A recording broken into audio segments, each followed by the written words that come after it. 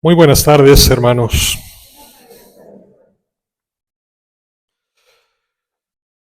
Seguimos en este domingo nuestra reflexión sobre la Eucaristía. Llevamos, si ustedes recuerdan bien, 4 semanas ya con hablando de lo mismo. Este discurso del pan de vida, este discurso de la Eucaristía que comenzábamos hace 3 semanas con la multiplicación de los panes. La semana siguiente nos centrábamos más bien en esa reacción que Jesucristo tiene cuando la gente le busca porque ha comido un pan material simplemente, y Él va a generar un milagro más grandioso aún, que es la multiplicación del hambre espiritual a aquellos que se sienten satisfechos. La semana pasada empezábamos este gran discurso del pan de vida, que hoy le vamos a dar una mayor profundidad aterrizando sus consecuencias, y el domingo que viene será la culminación de una manera, yo diría que insólita. No se lo voy a adelantar ahora para que vengan el domingo que viene de nuevo. O como dicen ahora los chavos, para no hacer spoiler de lo que viene. Bien,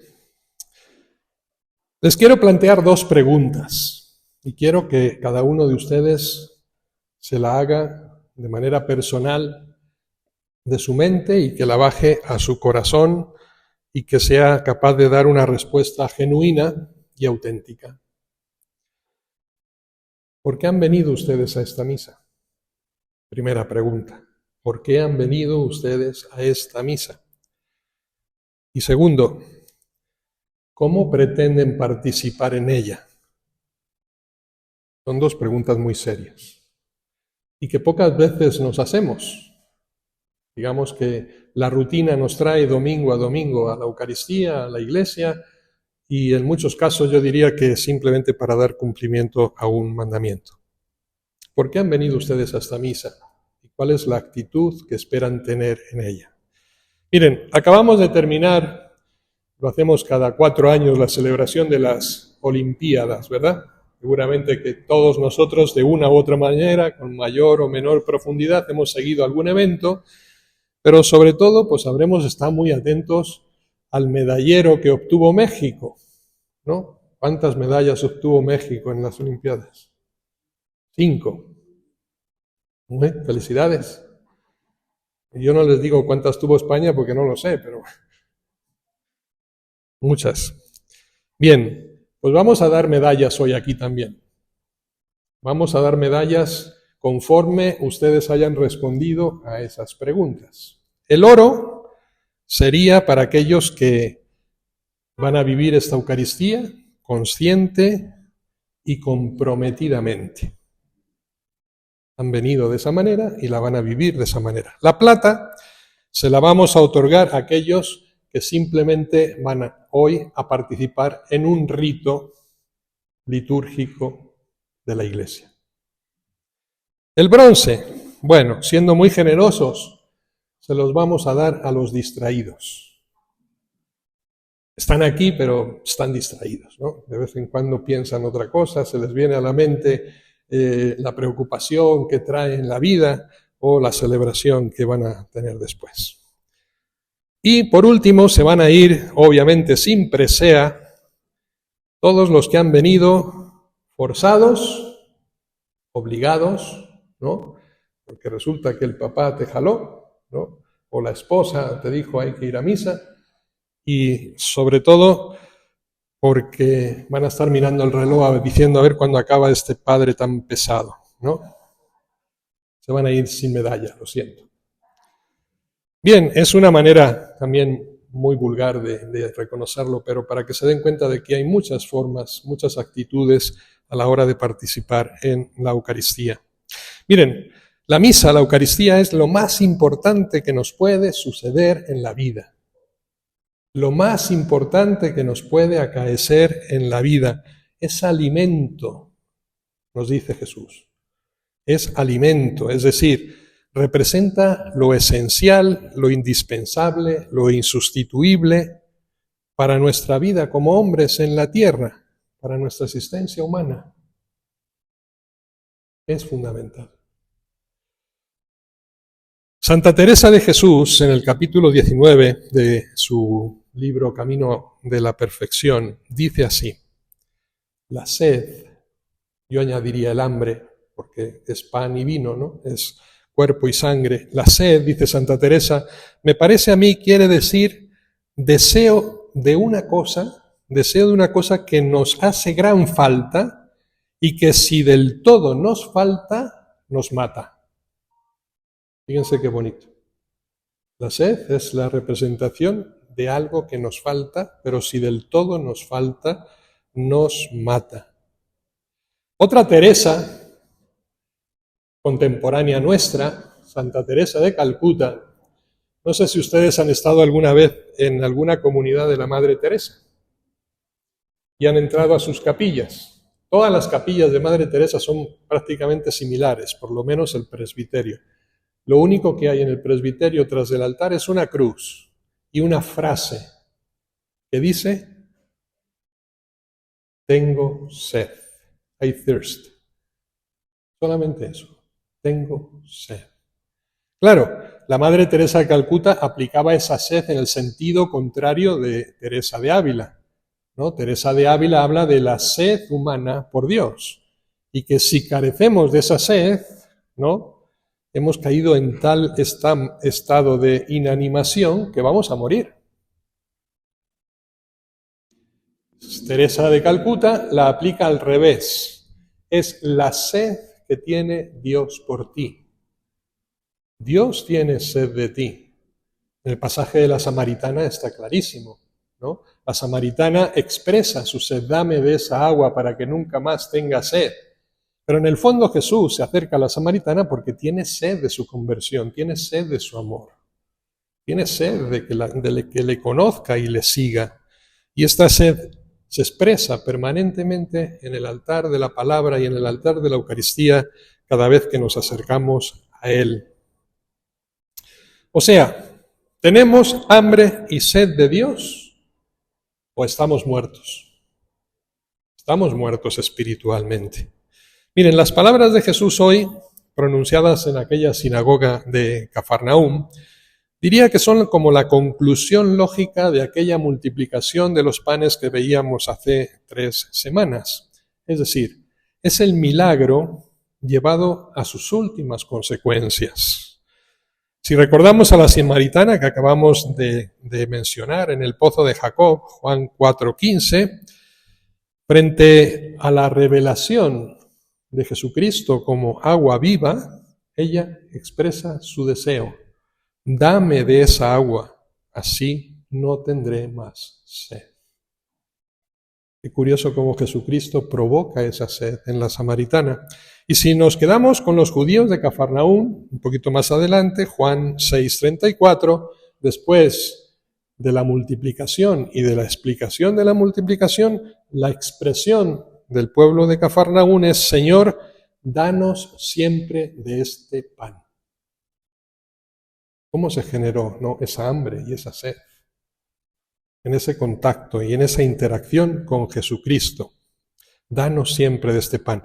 Impresionante, sobre todo, yo diría, la táctica que Jesús utiliza de ahondar en el corazón del hombre hasta hacerle tomar conciencia de sus exigencias más profundas para la vida y poner al desnudo su necesidad más radical y apremiante. Y sobre todo hacer surgir esa petición desde el hambre y la sed que todos experimentamos. Dice Jesús: el que beba del agua que yo le daré nunca más tendrá sed, y el que coma de este pan vivirá para siempre. Es curioso cómo a raíz de su manifestación provoca ese deseo y esa necesidad precisamente en la persona. Y es lo que está haciendo ahora también con cada uno de nosotros. Me voy al gran San Agustín para retroalimentar lo que estamos diciendo. Decía Agustín de Hipona: cuida de tu cuerpo como si fueras a vivir para siempre.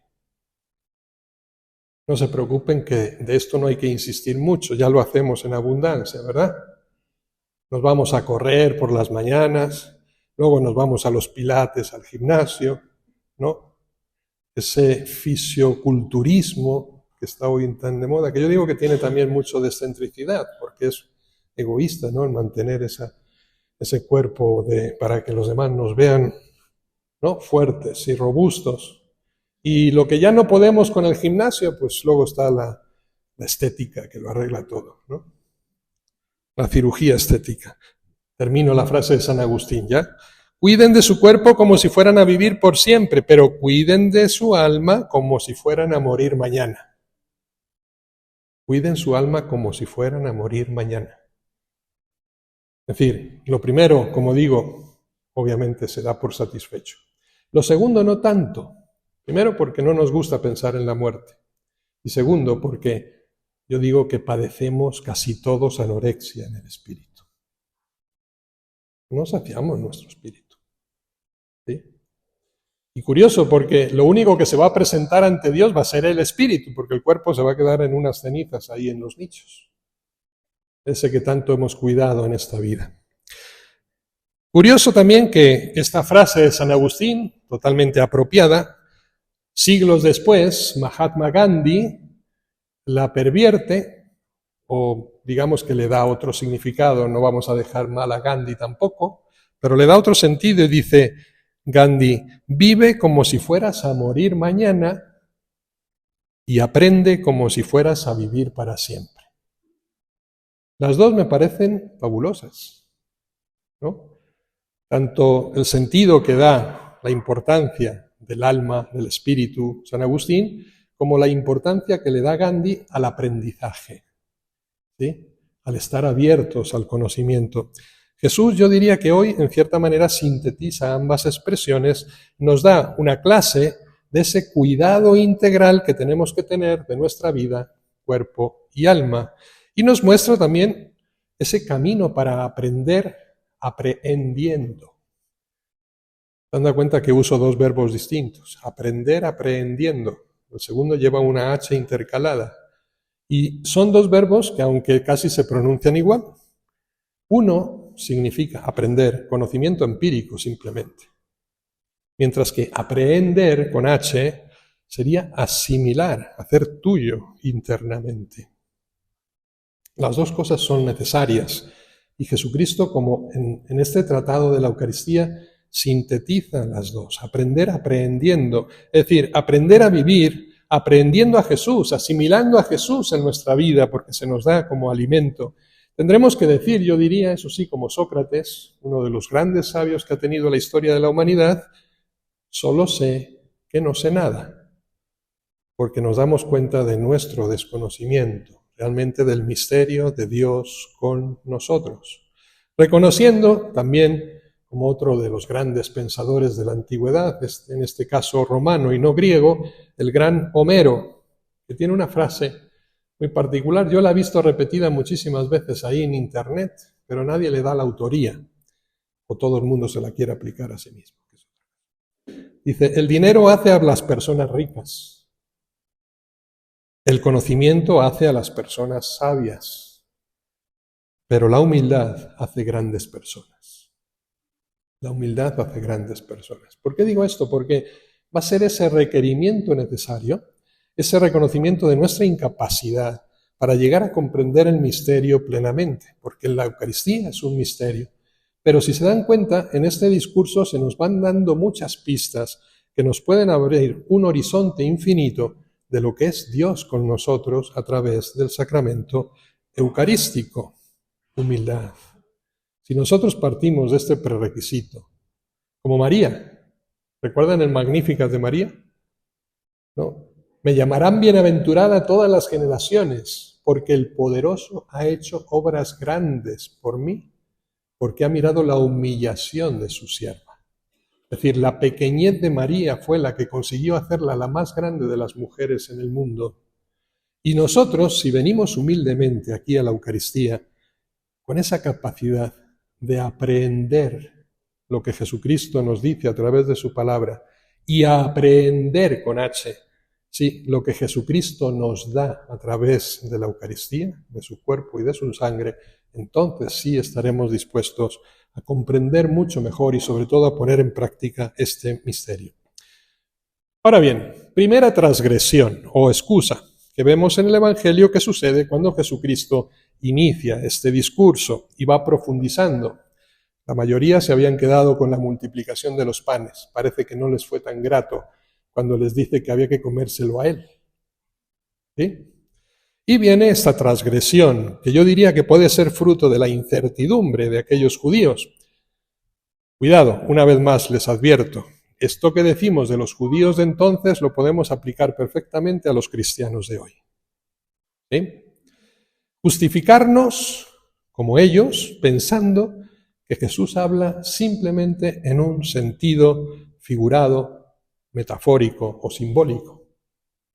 Cuidado, porque estaríamos pervirtiendo la realidad. ¿Ustedes creen que Jesús estaba hablando simbólicamente? ¿Ustedes creen que cuando se acercan a comulgar están recibiendo un símbolo de algo o una realidad?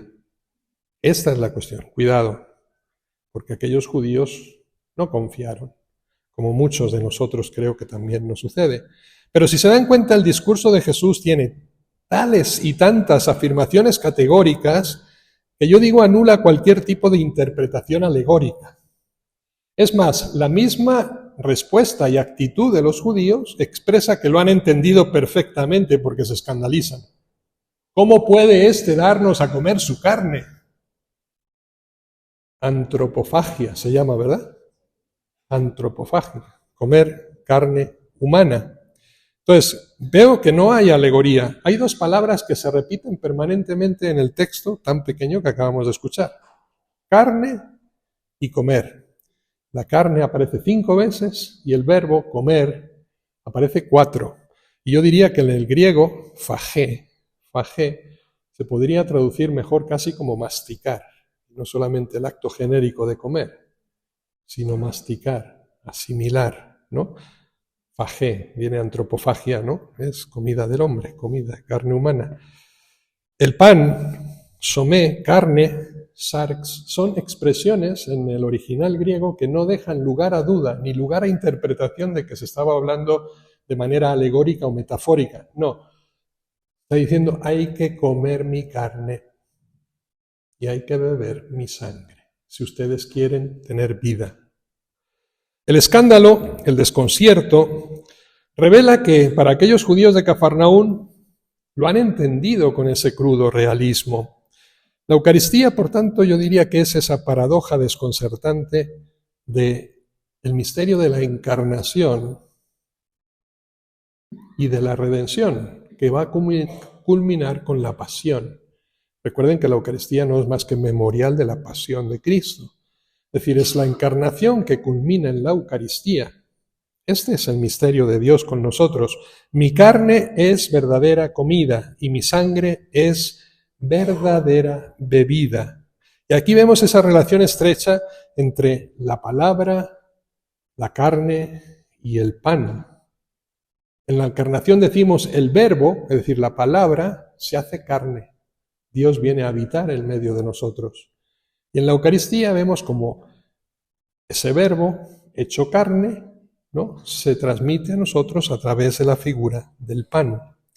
Y no solo asume, podemos decir, esa condición humana para habitar con nosotros, sino que para hacerse alimento nuestro, para hacerse alimento de la humanidad.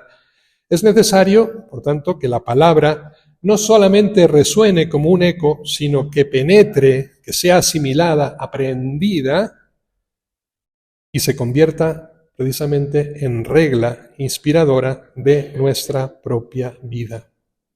Esto es la Eucaristía, altar de la palabra y altar de la Eucaristía. Juan, usa siempre este verbo, habitar. Habitar en el sentido de penetrar, el que habita dentro de, el que vive, ¿no?, en el interior, tanto en la encarnación, habitó entre nosotros, recuerden la Navidad, como en la Eucaristía, ¿no? El que come mi carne y bebe mi sangre habita en mí y yo en él. Hay una habitación, se llama inhabitación, es decir, Jesucristo viene a habitar dentro de nosotros. ¿Se han parado a pensar alguna vez ustedes, cuando se acercan a comulgar, qué es lo que pasa? Asimilamos el cuerpo de Cristo, ¿no?, en nuestro organismo, creemos, yo creo que nadie pone en duda que creemos en la presencia real de Jesucristo en la Eucaristía, en el sagrario. De hecho, ustedes entran a la iglesia, se ponen de rodillas, se santiguan, es decir, tenemos gestos de respeto hacia Jesús en el sagrario. El problema es que cuando comulgamos, Jesús ya no está ahí, está en ti. ¿Y qué pasa después de comulgar una vez que tú has asimilado ese pan, ese cuerpo de Cristo en tu organismo?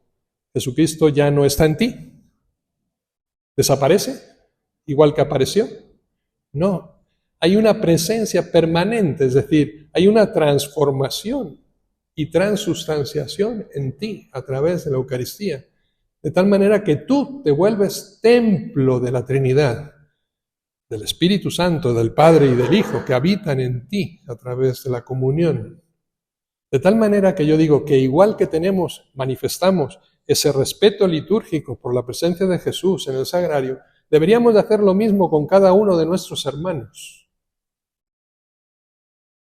Hay una anécdota muy simpática del cura de Ars, a quien celebrábamos este día 4 pasado, que estaba celebrando la Eucaristía, dio la comunión y de pronto ve que apenas recibida la comunión, uno de los feligreses sale y se va, ¿no? Dice, bueno, yo ya cumplí. Y entonces le dice a los 2 monaguillos que estaban a su alrededor, por favor, vayan a acompañar a aquel señor, uno con una vela y el otro con una campanita. Y el señor, claro, cuando se vio rodeado de los monaguillos, dice, ¿qué onda? ¿Qué hacen conmigo? No, es que llevas al Señor dentro, ¿no?, y no te has dado cuenta. Y ese es el respeto que tenemos que tener, esa concepción clarísima. Por eso Jesucristo al final dirá, en la parábola del juicio final, lo que hagan a uno de estos, a mí me lo hacen, porque yo habito en ellos. Por eso nuestra devoción a Dios se tiene que transformar en obras de vida y en respeto a nuestro prójimo. Y eso es lo que transforma realmente nuestra sociedad en fraternidad, inhabitación, por tanto. Ahora bien, esta frase, esta aprehensión de Jesucristo en la Eucaristía genera un cambio. Genera lo que llamamos, lo que los griegos decían, metanoia o kenosis. La metanoia es transformación. La kenosis es muerte. Es muerte a ti mismo para que Cristo nazca en ti. Una kenosis que la vemos claramente, ese vaciamiento total de uno mismo, Juan 16, 28, ese despojo. Recuerden la carta a los Filipenses. Dios no hizo alarde de su categoría divina, al contrario, se despojó de su rango, asumiendo la condición de esclavo, pasando por uno de tantos. Es decir, Dios, que abandona esa condición de Dios divina, para hacerse hombre igual que nosotros. Kenosis, vaciamiento, abajamiento. Y luego lo vemos mucho más profundamente en Getsemaní. Señor, no se haga mi voluntad sino la tuya. Sí, que pase de mí este cáliz si se puede, pero que no se haga mi voluntad. Es lo que después recitamos en el Padre Nuestro. Señor, hágase tu voluntad en mí. Es kenosis, es muerte a ti mismo para que Cristo renazca en ti. Muerte a tu voluntad. O ya, por fin, en el Calvario, ¿no? Tanto amó Dios al mundo que entregó su vida por sus amigos. La expresión máxima del amor, la entrega radical, no la muerte en la cruz. Kenosis, por tanto, metanoia. La Eucaristía vivida de manera plena, por tanto, provoca ese cambio radical también en nosotros. Y pasamos de ese antropocentrismo, es decir, de ser yo el centro de todo y todo gira alrededor mío, visión egoísta, visión oriental. Toda la religiosidad budista, no sintoísta, oriental, es circular, si se han dado cuenta. Pero en el centro no está Dios, estoy yo. Todo gira en torno a mí, incluso creen en la reencarnación. ¿Por qué? Porque mi vida después de la muerte vuelve a la vida, ¿no?, en otra realidad. Pero yo giro en torno a mí mismo, ascendiendo o descendiendo. El cristianismo no es vertical, es ¿no? Nos elevamos en trascendencia hacia Dios. De tal manera que la Eucaristía es lo que transforma ese egocentrismo, ese antropocentrismo, en cristocentrismo, es decir, el sentido de mi vida va siempre hacia Cristo. La construcción de las antiguas iglesias tiene este significado, ¿no? La forma de cruz, pero sobre todo la entrada y uno que camina hacia Dios, ¿no? Y hacia la eternidad. Miren, Dios es sorprendente, lo hemos dicho muchas veces, y se sirve siempre de signos, de los signos más modestos y rutinarios para introducirnos a las realidades más grandes y misteriosas, para hacernos, yo diría que incluso rozar el infinito. Segunda transgresión. Hemos visto esa simulación simbólica, ¿no? Como si no fuera real lo que Jesucristo nos está diciendo. Segunda, ¿cómo puede éste darnos a comer su carne?, preguntan los judíos. ¿Cómo puede éste darnos a comer su carne? Yo digo que en el fondo ese escepticismo solo enmascara el miedo. Enmascara el miedo. ¿Por qué hablo de miedo? Porque lo que les preocupa o lo que nos preocupa es la posibilidad del milagro. Y no solamente el que éste sea posible, porque hasta terminamos creyendo en él, sino en las consecuencias inminentes del milagro. Eso es lo que realmente nos da miedo. ¿Cómo puede éste darnos a comer su sangre? Y la pregunta que en el fondo nos estamos haciendo, ¿y qué va a pasar conmigo cuando la coma? Transformación, me voy a transformar, y eso es lo que yo no quiero, ¿no? Su incertidumbre, por tanto, como la nuestra, no está en el cómo, sino en el después, en lo que va a pasar. Surgen, por tanto, las preguntas, ¿y después qué pasa? ¿En qué nos vamos a convertir? En el fondo intuimos que comer la carne de Cristo implica asumir su misma realidad, interiorizarla en nosotros mismos. La comunión con Él cambia radicalmente, por tanto, nuestra fisonomía y la forma de ver la vida con los ojos de Cristo. Significa entrar en sintonía con Jesús, asimilar sus preferencias, sus orientaciones, sus pensamientos, sus sentimientos y sobre todo sus comportamientos. Es actuar como Cristo actuó, es vivir como Cristo vivió. Esa es la consecuencia lógica de quien come a Jesús a través de la Eucaristía. Y esto obviamente da miedo. ¿Y da miedo por qué? Porque compromete. Así de sencillo, nos compromete, porque la vida de Jesús es una vida ofrecida y entregada por los demás, entregada por todos, y nosotros no estamos dispuestos a hacer esto. Tenemos miedo al peligro de una infección, es decir, que termine Jesús matando en nosotros ese germen de egoísmo que siempre está presente y nos obligue a plantear nuestra vida en una orientación opuesta a la que ahora tenemos, que nos cambie radicalmente. Preferimos nuestra tranquilidad, aunque somos conscientes del proceso de esa tranquilidad. ¿Y dónde acaba? Empieza por la apatía, apatheia griega, nosotros la llamamos pereza, uno de los pecados capitales. Pereza, la anestesia, ¿no? Que nos quita toda sensibilidad, toda capacidad de sorprendernos, pero la anestesia nos lleva después a la anorexia, es decir, la falta de apetito por las cosas de Dios, y esta va a terminar en eutanasia, es decir, la muerte sin dolor. Terminamos muertos espiritualmente, en nuestra tranquilidad. Señor, tú allí y yo aquí, pero no nos mezclemos más. Cuando nos hemos acostumbrado, por tanto, a ir tirando a la tibieza espiritual, al hablar solamente de memoria y sobre todo a fingirnos buenos, nos acobarda ese miedo a una vida auténtica, a una aventura excesivamente comprometedora. El que come mi carne vivirá por mí. Vivirá por mí.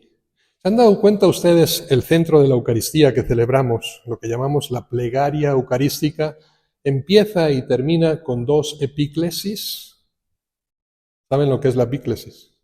Es la invocación al Espíritu Santo, ¿no? Empezamos con una epíclesis en la que le pedimos precisamente, te suplicamos, Señor, que derrames tu espíritu sobre estas ofrendas de pan y vino para que se conviertan para nosotros en el cuerpo y la sangre de salvación. Epíclesis primera. Y terminamos con otra epíclesis diciendo, por Cristo, con Él y en Él. Pero ahí ya no es el pan y el vino, ahora somos nosotros. Es nuestra vida la que tiene que ser vivida por Cristo, con Cristo y en Cristo. ¿Ven lo que ha producido la Eucaristía? Claro, si realmente participamos en ella y no simplemente venimos aquí como espectadores, sino involucrados en lo que se está haciendo por Cristo, con Él y en Él. Ese es como tenemos que vivir nuestra vida. ¿Cómo puede éste darnos a comer su carne? También nosotros, como los judíos, somos astutos.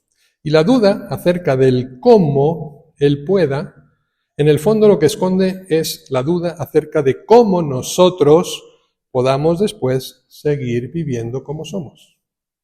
Esta es la cuestión clave del discurso. Jesucristo te está interpelando a ti. En el fondo sabemos que ese pan nos obliga, nos echa abajo esos límites habituales de nuestra vida, a encontrar nuestra verdadera estatura y calidad y buscar esa dimensión auténtica del hombre, más allá del hombre. Queridos hermanos, este alimento nos ayuda a vencer la debilidad y el cansancio. Nos impide la huida. Recuerdan al profeta Elías, ¿no? Que se fue corriendo por el desierto y se deseó la muerte. Come y bebe y camina. Come y bebe y camina. Es la fuerza para realizar todas las cosas que a veces nos parecen imposibles. Es el alimento que nos lanza a la conquista del mundo, sobre todo sin miedo. Como nos gritaba el Papa Juan Pablo II, recuerden, no tengan miedo. Duc in altum, remen mar adentro, láncese a la profundidad. Dios está con ustedes. No nos comemos, a un cadáver, nos comemos a Cristo resucitado. La Eucaristía es prueba de esa resucitación, es anticipo. El que come mi carne, dice, yo lo resucitaré en el último día. ¿Han pensado alguna vez que celebramos muy bien la primera comunión, pero no celebramos la última? ¿No? Nos vestimos de gala para traer a nuestros hijos a la primera comunión, hacemos fiesta, banquete, regalos. Y la última, el viático, cuando el enfermo está a punto de transitar, ¿no?, de la muerte, de la vida temporal a la vida eterna, la Eucaristía es prenda de salvación, es prenda de eternidad. El que me come vivirá para siempre y yo lo resucitaré en el último día, nos acaba de decir Jesús. ¿Puede haber regalo más grande que este? Al que debemos de hacer, por tanto, aprecio nuestro viático. Queridos hermanos, les repito las dos preguntas iniciales. ¿Por qué han venido ustedes a esta misa, a esta Eucaristía? ¿Y cuál será la actitud con la que quieran participar en ella, hoy y siempre? Y ojalá que todos nos llevemos el oro olímpico. Que así sea.